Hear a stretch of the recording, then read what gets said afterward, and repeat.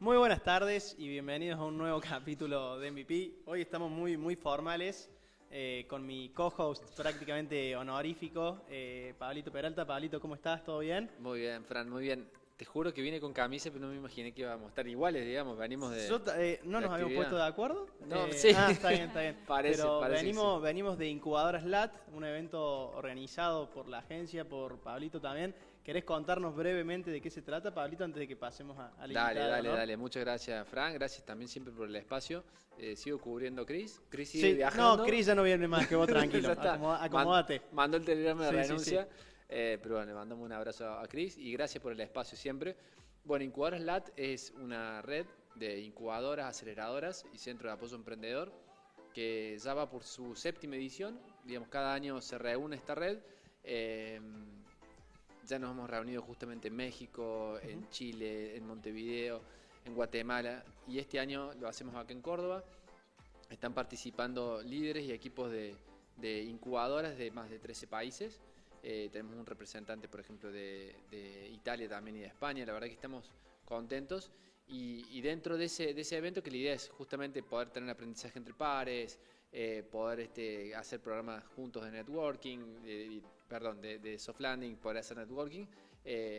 Tenemos la oportunidad de tener gente súper talentosa. Como Ni hablar, como siempre que venís traes invitados internacionales para empezar y de tope de gama. Y hoy es el caso también con Yoshiko Sakai. Yoshiko, mucho gusto. Igualmente. Es gerente del programa de aceleración e incubación del TEC de Monterrey, que es uno de los referentes de universidades de innovación de México y de Latinoamérica. Yoshiko, mucho gusto, ¿cómo estás? Gracias, muy bien. Muchas gracias por invitarme. No, muchas gracias a vos por estar acá. Estuviste hablando hoy en el evento de incubadoras, así que vamos a intentar ser leves para no cansarte tanto, por así decirlo. Pero yo hice la tarea antes de ir a escucharte y estuve viendo que venías de la parte más de contabilidad, finanzas, y habías trabajado mucho en consultoría antes de entrar quizá en el programa, en la parte de emprendimientos y esas cosas del TEC. Ahí quizá la pregunta va un poco por el lado, ¿cómo fue tu primer encuentro con el mundo de startups y qué te llevó a hacer ese cambio, por así decirlo? Sí, muchas gracias. Nunca nadie me había preguntado eso, pero sí. Yo estuve trabajando en Deloitte unos años antes de entrar al TEC y estaba en la parte de auditoría, entonces la verdad es una vida muy ajetreada, sobre todo en épocas de auditoría. Y entré a emprendimiento como un poquito por coincidencia, ¿no? No era planeado, pero en ese entonces el TEC tenía un programa de maestrías. Entonces, si tú eras asistente de un departamento, de un área dentro del TEC, podías entrar a estudiar maestría siempre y cuando cumplieras ciertos requisitos, ¿no? Entonces yo en ese entonces había tenido un tío que era directivo del TEC y él me estaba como empujando a que estudiara la maestría y me decía, oye, esta oportunidad pues ya no se va a volver a repetir. Entonces justo por ahí se dio la oportunidad de aplicar a una posición y pues un poquito fui como pues para ver qué salía. Y no había salido ni siquiera de la entrevista y ya tenía fecha de entrada al TEC, entonces fue bastante, digamos, apresurado, sin esperármela.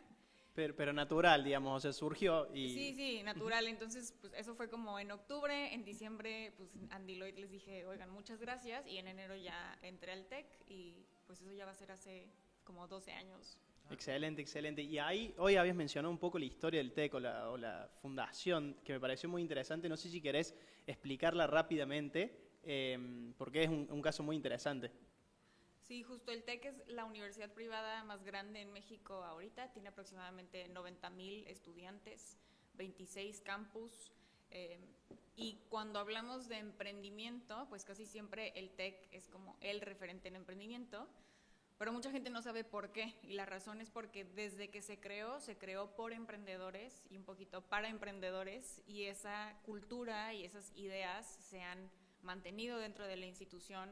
Está muy fuerte en la parte del sílabus o la academia, ¿no? Todas las carreras llevan materias de emprendimiento, no importa en qué escuela estés o en qué facultad. Y eso también se trasladó a las incubadoras y los servicios para emprendedores, digamos, que no son alumnos, que son externos. Y entonces, ¿cómo se funda la universidad? La crea Eugenio Garza Sada, quien en ese entonces era el heredero de la cervecería Cuauhtémoc Moctezuma, que después fue adquirida por Heineken. Y él estudia en MIT, entonces su papá, que ya era el dueño de la cervecera, lo manda a estudiar a MIT, siendo que él iba pues, a heredar todo el grupo empresarial, y entonces se tenía que preparar en la mejor universidad del mundo en ese entonces. Y cuando él regresa, pues él sabe que sus colaboradores y las personas que van a trabajar en sus empresas pues no tienen esas mismas oportunidades de haberse formado en MIT, y entonces él junta un grupo de empresarios y les dice, necesitamos traer educación de calidad a Monterrey para poder crear o formar esta nueva generación de colaboradores. Y entonces en esa idea pues rentan una casa y pues empiezan como las primeras clases, ¿no? Que la mayoría eran de ingenierías porque la industria pues era industria más pesada, y así empieza el TEC, y pues poco a poco crece el modelo y los llaman diferentes empresarios de diferentes regiones para tratar de replicar el modelo TEC en otras ciudades y otros estados de México, y pues así llegan a ser 26 campus a lo largo de toda la República. Me parece fantástico. Ahí Pablito mencionaba recién un poco de esto de Animal Spirit, de decir, o sea, cómo el impulso de un privado lleva a construir prácticamente un imperio, o sea, es un polo de tecnología. Y ahora yo, chico, veía que tus intereses estaban mucho en lo que es impacto ambiental, social, climático. Cuando entraste con esta primera de casualidad casi, sin buscarlo, ¿esa era tu motivación también, un poco llevarlo por el lado del impacto social, en innovar en impacto, o iba más por el lado de emprendimientos? Era emprendimiento en general, y creo que la parte de sostenibilidad de impacto se ha ido dando en los últimos años. También el hecho de especializarnos en emprendimiento climático ha sido un poco casualidad, ¿no? Hace aproximadamente 7 años se lanzó la primera convocatoria Heineken Green Challenge, que Heineken era esta misma cervecera de don Eugenio Garza Sada. Ya al momento de hacer la compra, ellos empiezan con el tema de sostenibilidad y buscan al TEC para como un poquito que los guiáramos en qué podrían ellos implementar que ayudara a mejorar la sostenibilidad del grupo empresarial. Y ahí se propone pues hacer este Heineken Green Challenge, que consiste en generar un reto y buscar emprendedores, innovadores y soluciones que pudieran pues directamente impactar estas problemáticas que Heineken estaba viendo en ese entonces, ¿no? ¿Y la universidad ya traía ese concepto? ¿Cuál es la relación que tenía la universidad con las empresas? Ese concepto de innovación abierta. Claro, innovación abierta y esa experiencia de transferir conocimiento. No había nada hasta ese momento, y más bien es la relación del empresariado con el TEC de Monterrey. Entonces, ahorita el TEC tiene en su consejo, como su gobierno institucional, tiene pues a los top CEOs de las top empresas de Monterrey, ¿no? Ellos son quienes toman las decisiones básicamente de la institución educativa en conjunto con el presidente del consejo, y pues hay todos unos órganos. Entonces, ellos se acercan por esa relación que ya había, ¿no? digamos, en el sector privado, como bien mencionas, y no había todavía como muchos indicios ni muchas prácticas de innovación abierta. Ellos más bien estaban ya como empezando a preocuparse de la parte ambiental, y ya empezaban a detectar como este consumidor que estaba un poco más preocupado por la huella hídrica, la huella de carbono. Y así nace, ¿no? No era como con la intención de generar innovación abierta, sino que el TEC tenía en ese entonces un festival que se llamaba Inc. Monterrey, que reunía muchos miles de asistentes. ¿Todavía está o no? Todavía está. Sí, obvio. Y en ese entonces como que Heineken lo decía, si tú tienes un foro, un alcance tan grande, pues veamos cómo de ahí podemos buscar alguna solución. Ahí, lo que a mí me pasa con las startups de impacto, o mejor dicho, todo lo que sea movimiento de impacto y sobre todo cambio climático, es que muchas veces son ONGs, por así decirlo. Es decir, está mucho foco en el impacto, o sea, sabemos que está mal, sabemos que hay que mejorarlo, pero quizás no es tan sustentable económicamente o termina siendo más costoso que las soluciones actuales. Entonces, es difícil la adopción, ¿no? Es decir, hoy en día hago A, está bien, si hago B voy a contaminar un poco menos, pero la verdad que me cuesta mucho más y no me generan tanto, no tengo tantos incentivos para adoptar la solución más sustentable, digamos, climáticamente. Ahí, ¿ustedes en el programa de aceleración, ¿le dan ese foco, por así decirlo, a los estudiantes? O en el sentido de que, che, también es importante la parte económica para que sea un incentivo, por así decirlo. Sí, además de Heineken Green Challenge tenemos 2 programas. Aliar es para startups de agua y Catalyst es para startups de CO2, ¿no? De mitigación de emisiones. Y ahí, ¿cómo las elegimos para participar en el programa? Hay un formulario de aplicación muy extenso donde les pedimos que nos compartan mucha información de su producto, de su equipo, de sus finanzas, y hacemos un scoring, digamos, o les damos una puntuación en el modelo de negocio que incluye el tema de escalabilidad. Hay una puntuación de temas climáticos y hay una puntuación de otro tipo de impactos. Entonces, si medimos la parte de escalabilidad, es qué tanto creemos que el mercado que ellos dicen está listo para adoptarlo, que el mercado va a crecer y pues que hay cierto margen para tener rentabilidad ahí. Excelente. Y ahí, yendo a los estudiantes estos que postulan, la idea es que vengan en un estadio de idea, que ya tengan un producto más o menos andando, o incluso ustedes las ayudan, por así decirlo, a crear la idea. Es decir, viene el emprendedor con la idea y dice, che, tengo esta idea, tengo este producto, ya este proyecto por fuera y me interesaría acelerarlo acá, o lo construyen en un aula y dicen, che, bueno, estas ideas surgieron y cosas así.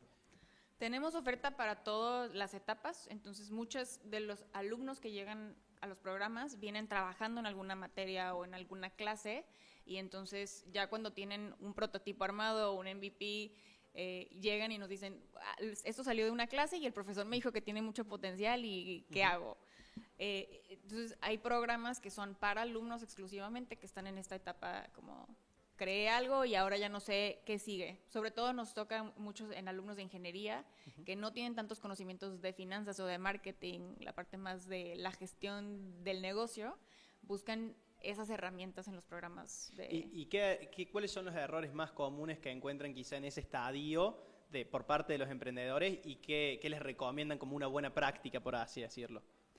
Creo que muchas veces los emprendedores no saben el camino que viene. Entonces ellos piensan que ya tengo un producto y pues mañana salgo e intento venderlo y listo, a una empresa, ¿no? Entonces creo que ahí falta mostrarles como el roadmap completo, todos los pasos que siguen, la parte legal, la parte fiscal, la parte administrativa, la parte de talento, ¿no? Tener a las personas, la parte de pues poder replicar la venta y poder gestionar de forma constante, ¿no? Porque hay muchos emprendedores que vemos que tienen picos y un mes venden muchísimo y el siguiente mes nada, y entonces cuesta mucho trabajo entender esos procesos más administrativos de la empresa, porque hay veces que tienen el conocimiento técnico para construir el producto o la tecnología, pero también al mismo tiempo llevar la operación de pues ya como más formal de una organización. Es difícil enseñar eso en teoría, ¿no? Muchos lo tienen que vivir. Yo quería preguntar si el TEC también tiene una parte de inversión, ¿puede ser? ¿O hay un club de inversores ángeles? ¿Hay alguien que, digamos, porque con tanto caudal de emprendedores, de startups, con corporaciones mirando y tantos empresarios dando vuelta, ¿cuál es la propuesta de financiamiento que hay? Y si no lo tiene el TEC, contanos un poco sobre el ecosistema de Monterrey. ¿Qué tenemos ahí? Sí, el TEC como tal no puede invertir directamente porque es una organización sin fines de lucro y además por un decreto presidencial el TEC está nombrado como una institución educativa autónoma que tiene más restricciones, digamos, tiene algunos beneficios fiscales como la deducibilidad y la donataria, pero eso lo restringe a que solamente pueda hacer temas de educación y formación. Entonces, lo que ha sucedido es que en nuestros programas intentamos conseguir fondeo que nos permita darle a los emprendedores que seleccionamos un grant, como un capital semilla, para que eso les ayude a seguir desarrollando el producto, el servicio, o a que el grant desbloquee a lo mejor una máquina nueva o algo que les ayude en este proceso de escalar y crecer. Y normalmente estos grants son pues libres de equity, no son préstamos, no lo tienen que regresar, entonces eso también los emprendedores lo agradecen porque no viene con como tantos cierta presión o condiciones. Totalmente. Y ahí, Yoshiko, quizá en verticales o en startups que mejor estén haciendo las cosas o que mejor resultados estén obteniendo? ¿Hay alguna especie de patrón, por así decirlo? Che, todo lo que es huella de carbono está teniendo mejor éxito o encuentra un product market fit más rápido. ¿Se nota algo o está bastante todavía en proceso de exploración? Creo que no hay un sector muy marcado. O sea, sí vemos, por ejemplo, todo lo que es más deep tech, base científica, toma más tiempo. Entonces, ese más tiempo, pues también implica más recursos, implica más dedicación, esfuerzo. Normalmente hay ya más temas de laboratorios, hay temas regulatorios. Entonces, eso normalmente toma más tiempo, pero son empresas que tienen muchísimo potencial para crear algo nunca antes visto, ¿no?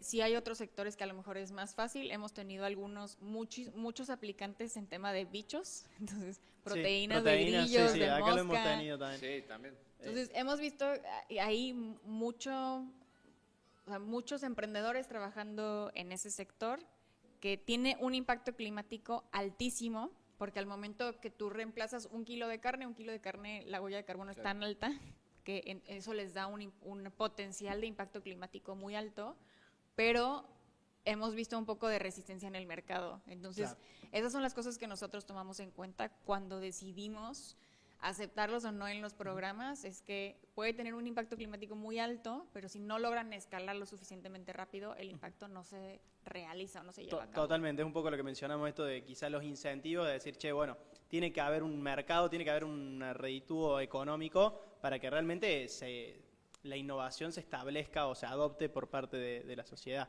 Ahí, si mi memoria no me falla, creo que un kilo de carne cuesta, por así decirlo, 15.000 litros de agua. Nadie lo chequee, por favor. Y el agua era un escaso... eran 16.000, me parece. Lo dejemos en 15.500 claro, y listo. Claro, total, nadie va a chequear nada. Perfecto. Y justamente en Monterrey mencionabas hoy que el agua o el recurso hídrico era bastante escaso, que incluso en un momento quedaron sin agua. Charlando con Jairo de Quilimo, me contó que ellos habían estado ahí o que lo habían vivido, por así decirlo. ¿Cómo se ve la innovación con el agua? Porque es difícil, es como un bien público, por así decirlo. Y si lo conocen los chicos de Quilimo, si han tenido experiencia.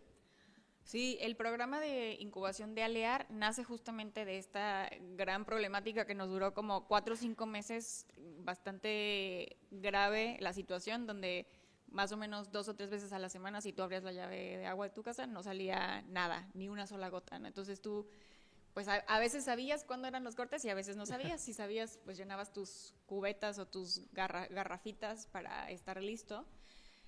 Y a partir de ahí hay una como gran movilización de diferentes actores en el ecosistema, sobre todo de agua y de sustentabilidad, para tratar de encontrar mejores soluciones y mejores tecnologías para poder, pues, aminorar el impacto de la escasez de agua, ¿no? Ya es muy difícil que lo podamos revertir del todo, pero sí tratar de estar mejor preparados. Entonces ahí nace el programa de incubación Alear, que es en conjunto con BitLab y Fundación FEMSA. Y entonces ahí estamos también tratando de apoyar a startups, justamente por lo que decías, no hay muchos fondos de inversión que ahorita estén volteando a ver tecnologías, que además los usuarios son los organismos operadores de agua, y entonces ahí pues no hay escalabilidad, digamos, o no hay potencial de crecimiento, porque el organismo depende de una instancia de gobierno, y entonces se vuelve un poco más complicado. Ahí yo te quería llevar por el lado de que habías mencionado de los errores que puede llegar a cometer un emprendedor a la hora de que no se imagina lo que esto, sobre todo tratar con empresas o llegar a esas empresas o sea, entregar los resultados esperados. Porque lo que pasa muchas veces con un emprendedor es como decís vos, la burocracia y la exigencia que tiene una empresa grande es altísima, y muchas veces uno no se lo imagina. ¿Cuáles son buenas prácticas y cómo los acercan ustedes, por así decirlo, del tech, para que haya esa sinergia entre la startup, que es un poco más caótica, que es un poco más desorganizada, que incluso capaz que no sabe bien su norte, con la empresa que es un poco más lenta, capaz que tardan 6 meses en decirle, bueno, dale, avancemos? ¿Cómo hacen esa, si tienen algún programa, por así decirlo? Sí, en los últimos programas que hemos tenido, nuestro enfoque ahora es más hacia pruebas piloto o hacer estas alianzas con los corporativos. Entonces por ahí trabajamos con dos chicas que tienen una startup que se llama Connector y ellas son especialistas en vincular startups con corporativos. Y tenemos ya ahora todos unos módulos de entrenamiento para los emprendedores y que lleguen mejor preparados a estas propuestas y negociaciones con los corporativos, porque pues sabemos que están en alguna desventaja, ¿no? Como David y Goliat un poco. Entonces queremos que los emprendedores lleguen lo mejor preparados para poder proponer la puesta en marcha de estos prueba piloto, que muchas veces son pagados, a lo mejor no van a cobrar lo mismo que si ya fueran un proveedor establecido o una empresa más grande, pero les ayuda a las startups a tener la experiencia y también a gestionar o a generar estos resultados que puedan después ir con otras empresas o con otros corporativos a decir, oigan, hicimos una prueba piloto con este corporativo y los resultados fueron increíbles, el producto funciona, estos son los ahorros o esto es la eficiencia que logramos, y que eso les dé también credibilidad en la industria. Me parece fantástica la idea de Connector. De hecho, hay una frase que dice, si no sabes quién ser, sé la persona que te hubiese hecho falta, algo así. Y un poco a mí me pasó también en un momento que yo tenía muchas ideas, no sé cómo empezarlas, dije, bueno, hagamos algo que te ayude a empezar con ideas. Esto debe haber sido algo similar, por así decirlo. No sé cómo vincularme con corporaciones grandes. Bueno, ahí hay una necesidad de mercado, digamos, hay una solución, ¿no? Sí.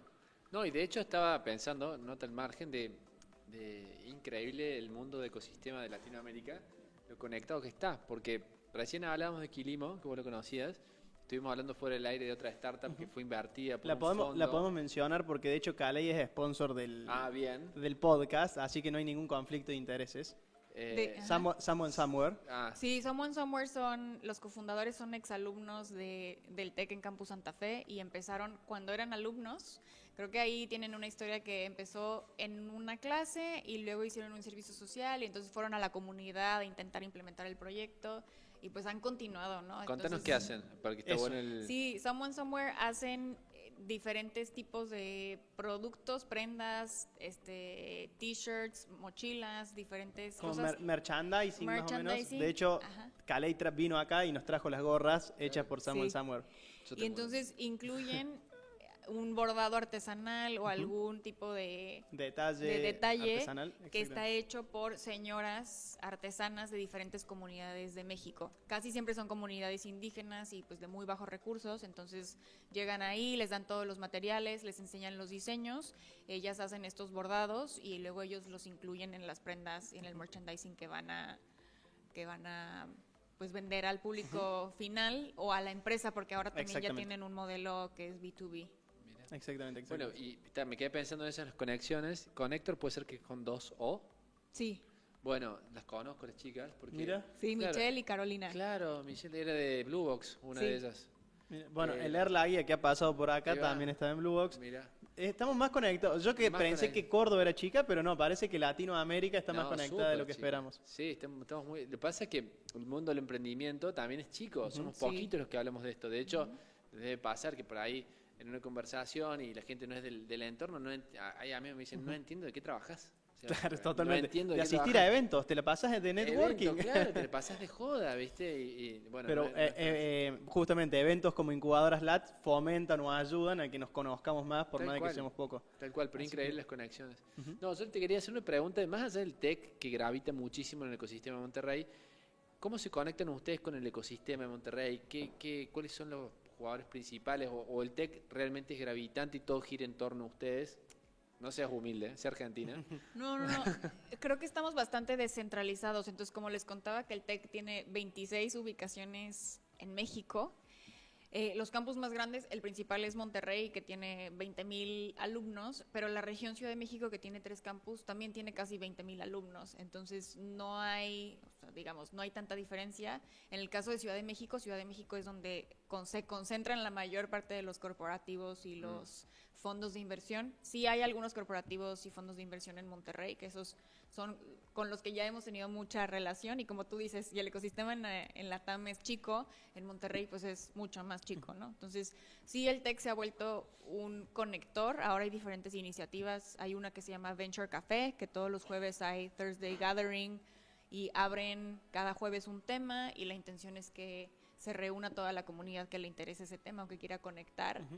Y entonces ahí pues hay mucha relación con los corporativos, con los CVCs y las áreas especiales de innovación corporativa de las empresas que están y ahí, cerca. Yoshiko, ¿has visto algún cambio o algún aprendizaje grande que haya sido más que nada en el ecosistema emprendedor de México desde que entraste, que fue hace 7, 10 años más o menos, Sí. hasta hoy en día, más allá de que empezaron a enfocarse un poco en lo que es Climatech, no sé, la burbuja de lo que fue Web3, por así decirlo, esas cosas, ¿lo han vivido? ¿Hay algo que han dicho, che, lo hacíamos así, ahora lo hacemos de esta forma por otra razón?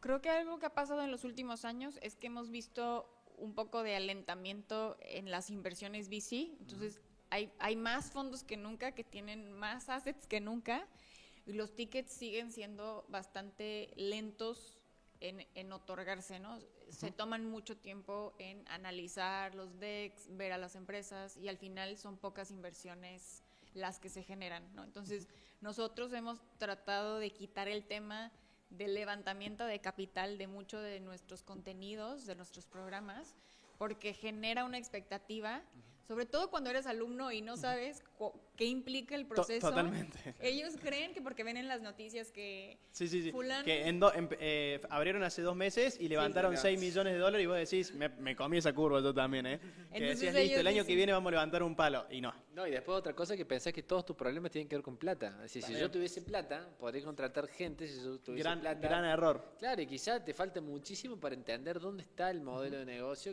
y hablamos también con el tema de impacto, te lleva muchísimo tiempo, quizá, entender el modelo de negocio, y quizás si te dan plata no te hacen un favor. Es peor, totalmente. No, y lo que hacemos es tratar de aterrizarlos un poco más en la realidad. Entonces, los proyectos o los programas que tenemos para alumnos, invitamos, sí, a los analistas de los grandes fondos de inversión, pero para que les platiquen cómo es la realidad del proceso, cuánto tiempo tarda, qué requisitos te va a pedir un fondo de inversión para invertirte, qué documentos te va a pedir de pues estados de cuenta, declaraciones de impuestos, qué tipo de tracción están esperando ver, y también que les adviertan pues cuáles son los compromisos que adquieres al recibir ese fondo y qué esperan del tipo de crecimiento, en cuánto tiempo, qué tipo de retorno les tienes que dar, para que eso no sea nosotros que le digamos no busques levantar capital, sino que ellos mismos se den cuenta que no están en ese punto, ¿no? Perfecto, sí. Y estamos tratando de enfocar, en lugar de levantar capitales, pues tratar de generar una venta o de apalancarte de recursos de otra forma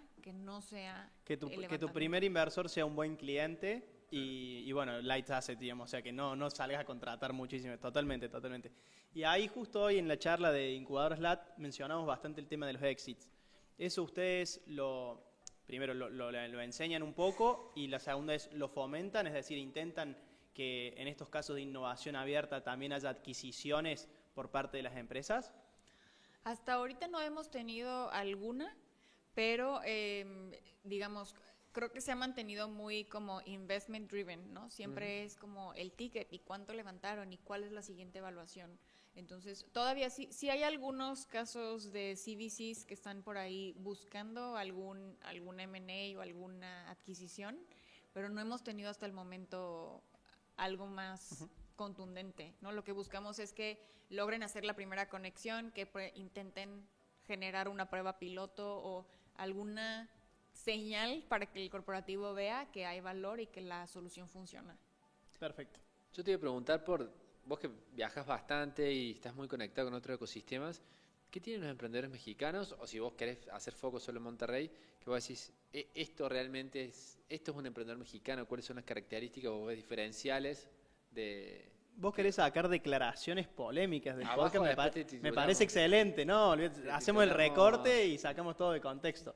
No, en Monterrey tienen una frase que es echado para adelante, que significa que tú vas sin importar la circunstancia, el clima, ni ninguna situación a tu alrededor, ¿no? Entonces, ellos tienen mucho este lema de que en Monterrey han logrado emprender a pesar de las condiciones de la ciudad y de lo que platicábamos ahorita, ¿no? Tienes el clima en contra, a veces tienes inundaciones, a veces tienes sequías, a veces no tienes agua y Tenés Estados Unidos muy cerca, con todo lo bueno y lo malo que eso implica, digamos, como competencia también de ecosistémica y también como la oportunidad de... Y creo que también lo otro es el ingenio mexicano, ¿no? Que también es como muy característico, que intentan lograr el resultado sin importar el camino. Tratan, a veces se brincan, ¿no? Como los procesos con tal de llegar a la meta. Totalmente. Entonces, justo el ingenio mexicano es más como de hackear el sistema, de ver cómo sí, ¿no? Entonces, también una frase muy característica mexicana es el no ya lo tienes. Entonces, digo, en lo bueno y en lo malo, porque luego... No, pero es una gran frase, creo que es un buen lema de vida ese en general. Tal cual. Y nos llegan muchas aplicaciones que decimos, oye, este emprendedor... Este es un rotundo no, pero ya lo tenía. No cumple con ninguno de los requisitos de la convocatoria, claro. pero para ellos es un proceso donde dicen, bueno, pues el no ya lo tengo, claro. voy a intentar aplicar y igual y sí. Y también otra frase es chicle y pega, ¿no? Que claro. Chicle y pega significa como, atar pues con si alambre. Lo intento, si lo intento a lo mejor sí se da. Bien. Mira, claro, ahí está bueno. Me gusta. Bueno. Creo que es algo bastante de la región de Latinoamérica, por así decirlo, atajos y lograr el objetivo. Pero creo que también es bastante en general del emprendedor, que de hecho son algunas historias las que más me divierten. Viendo la serie de Uber, no sé si la vieron, pero que contaban un caso en el cual ellos eran baneados por el gobierno, por así decirlo, estaban prohibidos. Entonces, lo que hacían era que los del gobierno empezaban a pedir Ubers. Como cliente fantasma, claro, pero al revés. Y se subían y le ponían un multón al Uber para digamos, mitigarlos. Y lo que empezaron a hacer fue, agarremos la tarjeta de crédito del cliente, veamos si labura en el gobierno, y a ese tipo le digamos que le vamos a mandar un Uber y no se lo mandemos nunca, para que esté ahí esperando y se vaya. Entonces, esas cosas de los emprendedores en sí, creo que son brillantes y termina saliendo, por así decirlo, ese diferencial. Y ahí me aprovecho para cambiar rotundamente de tema. ¿Es polémico? No, para nada. Es, Yoshiko, a vos, tocando tu fibra emprendedora, si te tocas emprender, ¿qué te gustaría hacer Te juro que tenía eso en la cabeza, te juro. Ya sé que es tuya esa pregunta, no, pero... vos me querías dejar sin laburo a mí, ya te tomaste. Pero es como que me venía esa después, si no pasaba es que es una pregunta entretenida. Si te tocas emprender, sea como fundadora o con otro tema, ¿en qué industria, qué tema te gusta? Más allá de impacto, ¿no? Hay que profundizar. Sí, no lo platicamos, pero mi papá es un emprendedor serial, entonces él ha tenido muchísimos negocios de todo tipo, y en el último que tuvo un restaurante japonés en la ciudad de Guadalajara, y yo era su chef, yo hacía todo con él, ¿no? Entonces él me esperaba fuera de la escuela, me recogía, íbamos, abríamos el restaurante. Y cuando él decide cerrar porque se iba a jubilar, pero tenía tantos años trabajando fuera de Japón que no iba a recibir ningún tipo de retiro. Claro. Entonces, cuando le toca cerrar, tuvo varios clientes que le decían, oye, yo pongo el dinero, hagámonos socios, no te vayas y mantengamos el restaurante abierto, ¿no? Mi papá por ahí trabajó con otro amigo suyo para poner otro restaurante y estuvo muy metido como en la industria de alimentos, y también mucho tiempo tuvimos la idea de generar una línea como de diferentes recetas de salsas, de cosas japonesas para restaurantes o para casas, como ser un proveedor de el sazón como japonés. Abrimos una franquicia aquí en Córdoba. Totalmente. Con Fran, la franquicia en Córdoba. De hecho, un amigo mío está queriendo hacer cosas así parecidas, así que hacemos una franquicia de Yoshiko. ¿Y avanzaron, no avanzaron? ¿Te queda ahí pendiente? Al final él sí se regresó a Japón, cerró el restaurante y años después volvió a abrir, su mismo amigo le volvió a hablar. Ellos ya tenían una sucursal en Cancún, que el restaurante se llama Irori. Entonces Irori en Cancún pues ya creo que ahorita va a cumplir 25 años de fundación el restaurante, y este mismo empresario abre otra sucursal en Guadalajara, y así mi papá se regresa de vivir de Japón porque su amigo le llama y le dice, oye, ayúdame a ponerlo ahora en Guadalajara. Entonces creo que ahí se cumplió como el círculo de el sueño que él siempre había tenido de tener su propio restaurante, y pues ahorita que el otro restaurante que él ayudó a abrir sigue, pues es como una satisfacción. Pero a vos te gustaría emprender en eso. ¿Ese sería ¿Te gustaría emprender en gastronomía? Sí. En la casa hacemos, o sea, todo gira alrededor de cocinar y como muy foodies. Bueno, banco. A mí la gastronomía, la cocina me gusta mucho. Ya cuando es trabajar de gastronomía y quizá tener que cumplir tiempos y es otra cosa. Exactamente, es estresante. Pero la cocina es linda, o sea, es una linda actividad. Así que me gusta. Muy bueno. No, yo lo que me quedé pensando...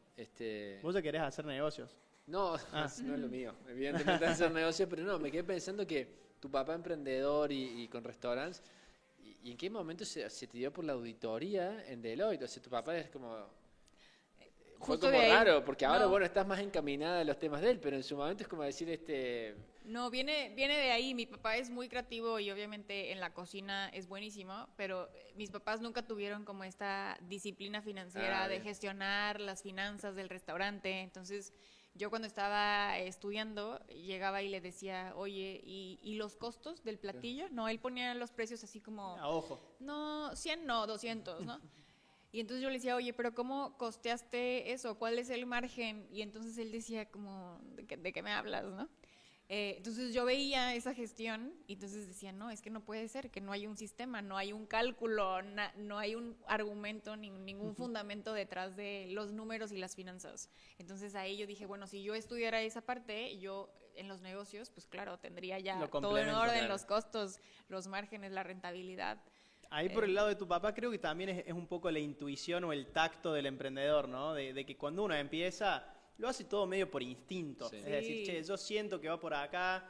El instinto tiene un subconsciente alto en datos que no estamos analizando o estamos analizando sin darnos cuenta, pero creo que también va un poco por ese lado, ¿no? Y lo veo con muchísimos emprendedores Claro. que se ponen el precio porque la competencia tiene este precio y entonces yo un poquito más bajo, yo un poquito más alto, depende cómo me percibo y qué es lo que quiero que piense el cliente de mí. No, Entonces, y no miden, generalmente en los emprendimientos más productivos, el costo de oportunidad no lo miden. Entonces dicen, bueno, si esto me sale gratis hacerlo, porque es la tasa y yo le dedico, ¿y cuántas horas le dedicas?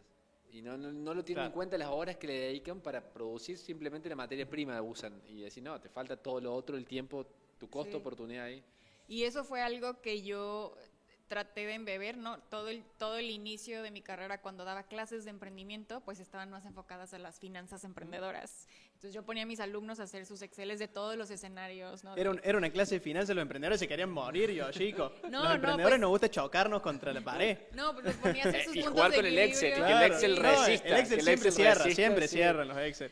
Entonces ellos hacían su escenario y entonces les hacía hacer sus costos y me decían esta lista, ¿no? Y luego yo les decía, oye, y más tu tiempo, más la luz y el gas que utilizas en tu casa o en casa de Más tus los papás. impuestos, quizá, no sé. Sí, ya el tercero Exacto. era ya, y si tuvieras que abrir un local, y si tuvieras que contratar a una persona, y si tuvieras que pagar impuestos, y entonces los hacíamos como en niveles para que ellos también entendieran Para no echarlos de una, que de no se cuánto- asusten. Sí, a cuánto ascendía, y lo traducíamos a unidades vendidas, y entonces ahí era donde venía el golpe, donde decía, bueno, ahorita nada más tengo que vender 10 para Sí. estar en punto de equilibrio, pero ya si tuviera que tener una sucursal o un Sí, sí, local sí. o una tienda, pues a lo mejor ya son 10,000, Sí, ¿cómo claro, voy a vender son 10.000 y son 30 por día, o sea, no sé, ponete las pilas Claro, y te claro. cambia de escala completamente. Entonces eso también ha sido como un gran reto de asimilar, ¿no? Que los emprendedores entiendan la parte financiera, la parte de To- impuestos que acabas de decir. totalmente. Yo también trabajé muchos años en impuestos en Deloitte y entonces cuando llegaba a hacer los cálculos, a muchos emprendedores, y si me ven ahí una disculpa, pero el TEC tiene una carrera de creación y desarrollo de empresas. Entonces, para graduarte de la carrera, en lugar de hacer una tesis o un examen de fin de carrera, presentabas tu emprendimiento. Entonces, eso era como te graduabas. Y en los últimos semestres les pedíamos ya que nos trajeran las declaraciones de impuestos, que ya que nos trajeran, porque la declaración de impuestos tú tienes que decir cuánto vendiste y cuánto pagaste, y ahí hay hay un cuadrito donde te dice si sí pagaste Pero o no pagaste. la declaración real. Claro. Muy bueno. Y entonces tenía una alumna que venía y me decía, no, mi papá no me deja. Claro. No me deja No quiero- darme de no alta quiero porque no facturar quiere nada. que tenga Imagínate problemas. acá, Claro. Con la No, finca imposible, larga. aquí imposible. Y entonces le decía, pues es que esa no es la realidad. O sea, ya en el momento que tú le quieras vender a una empresa, te va a decir, oye, necesito una Sí, factura y claro. necesito que tengas todo, tu documentación en orden. Ahora, la autoridad fiscal en México se ha puesto muy estricta y entonces te piden que tengas una opinión de cumplimiento positiva de parte del SAT para que seas proveedor de un corporativo. Entonces yo le decía, oye, está bien si no quieres, pero entonces eso limita el crecimiento que vas a poder tener como empresa si nunca le vas a vender Ni hablar, ni hablar, ni hablar. a un negocio. Ahí estamos un poco corto de tiempo, porque vamos a cortar un poco antes hoy. En realidad cortamos la y media, estamos extendiéndonos. Nos quedan dos preguntas. ¿Querés hacer alguna, Pablito, No, hacer vos? las dos vos Perfecto. y- Un tema que hemos charlado bastante en el podcast últimamente es la comparación entre founder joven de 20, 21 años sin experiencia, pero que viene out of the box, que no tiene nada que perder, Y la otra es el emprendedor más grande, con 10 años de experiencia en una empresa, que tiene un insight de esa empresa y se pone a emprender. Eso, ¿tenés alguna opinión? Ustedes trabajan más que nada con jóvenes, entonces, ¿cómo podemos unir esos mundos, por así decirlo? De, el emprendedor que ha trabajado 10 años en una industria y la conoce muy bien y sabe los dolores, o el emprendedor joven que no tiene esa experiencia en la industria y que normalmente las ideas pueden ser un poco más disparatadas. Tenemos de los dos casos. Tenemos una startup argentina que pasó por Catalyst, que se llama Satellites on Fire. Sí. Todos los Convertido por Sancor Seguros, creo. Sí, todos los founders son súper jóvenes. Del norte, de Tucumán o de... No sé de dónde son, pero sí son de Sí, acá. los conozco los chicos, sí. Sí, son re jóvenes, 21 Sí. años, creo, 20 años. Mirá vos. Creo que cuando aplicaron a Catalyst tenían 19 todos. Claro. Exactamente. Y entonces ese es como nuestro perfil de startupero muy joven y muy tecnológicos, muy movidos. Y creo que algo que los caracteriza a ellos es que no les puedes decir que no, ¿no? Ellos encuentran la forma como hacerlo y claro, entienden muy bien también de la tecnología y toda la parte de escalar siendo muy nativos de internet, ¿no? Uh-huh. Y también tenemos del otro extremo, tenemos pues varios casos donde han sido empleados en una industria y conocen muy bien o han sido consultores para ciertos temas y entonces entienden muy bien los retos del sector, entienden muy bien los actores, los huecos que hay en donde pueden entrar. Y yo creo que ahorita el mix un poquito es una startup que tenga de los dos, ¿no? Uh-huh. Y lo hemos visto, tenemos otra startup también en Argentina donde hay... ¿Cuál? Ahora claro, ya estamos muy conectados. No, eso se llama Vexel. Vexel pasó por Gridex y entonces en el modelo Gridex ahora... O sea, pero conoces Gridex, o sea, también me llama mucho la atención. Sí, no, impresionante. Sí, cuando tienes a los co-founders técnicos, te ayudan a tener también el CEO. Un CEO. Entonces, sí, de ahí que vienen de tienen... negocios, ellos hacen el programa de co-building, digamos, que se llama Build. Exacto, entonces ahí tienen la combinación, ¿no? Tienes a los muy experimentados de la industria o del sector o de la tecnología con los un poco más jóvenes, más tech savvy, más hustlers de la parte de negocios. Entonces creo que esa combinación es más interesante. Totalmente. O creo que te trae lo mejor de los dos mundos. Me gusta. Y ahora sí, la última, Yoshiko. Primero, muchísimas gracias. Sería, ¿qué recomendación le darías a un founder, a un emprendedor que está empezando? Que salgan a hablar con la mayor cantidad de personas que puedan, ¿no? Vemos muchos emprendimientos que son, bueno, ahora que son de ChatGPT o algún LLM, ¿no? Le pregunté a ChatGPT que me dijera todas las oportunidades y me dijo esto. Creo que antes de ChatGPT teníamos mucho los que salían de alguna materia o alguna clase y entonces estaban emprendiendo porque había en teoría algo que ellos podían construir, pero que no sabían si alguien lo iba a querer. Entonces hemos tenido muchas mentorías con este tipo de emprendedores donde nos presentan todos los features y funcionalidades de su producto, de su servicio, de su app, de su plataforma y cuando les decimos, oye, ¿y qué te han dicho los usuarios de estas funcionalidades? ¿Les gusta, no les gusta, quieren agregar o quieren quitar? Nos dicen, no hemos hablado con ningún usuario todavía. Y entonces los empujamos mucho y ellos piensan que es como, no, es que el usuario va a ver que no está lista mi plataforma y entonces les decimos, no, es que no se trata de que llegues hasta que esté perfecta, porque cuánto tiempo te vas a tardar desarrollándolo y cuando llegues la empresa te va a decir, no, eso no quiero, o el cliente te va a decir, eso ya lo tengo en el producto que uso actualmente. Totalmente, soy un gran promotor de esa frase o de ese lema de salir y hablar con la mayor cantidad de gente posible.